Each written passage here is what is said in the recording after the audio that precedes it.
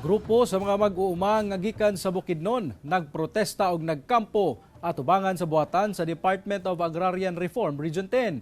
Kini aron ipanawagan ang hinanaling pag-aproba sa ilang ginapangayo nga public land sa Dalwangan, Bukidnon. Aniya ang dugang detalye.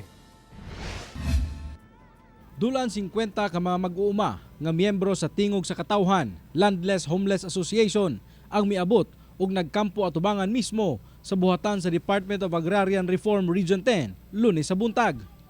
Gisinggit sa maong grupo ang hinanaling pag-aproba sa ilang gipangayo nga public land sa barangay Dalwangan, Malaybalay City.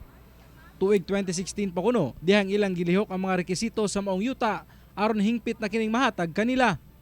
Niadtong Hunyo 6, nagpadala kuno sila og sulat sa DAR apan giignan lamang kuno sila nga hulaton lang ang tawag sa maong buhatan. Naami karon sir kay katong isa ka semana pizza size nagpasa mi og papel. Unya ingon tong tulo ka abogado nga magdialog tawagan daw mi nya. Unsa na ron pizza 20 wala mi gitawagan. Mo nang among gipaluap.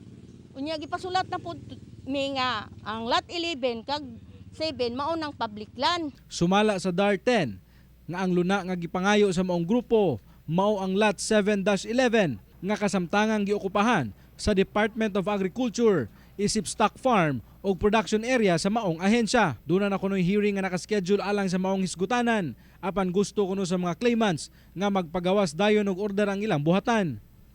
Dili sab kuno ingon ana kasayon ang maghatag og yuta, ilabi pa nga adunay naggamit niini bisan pa man og public land kini.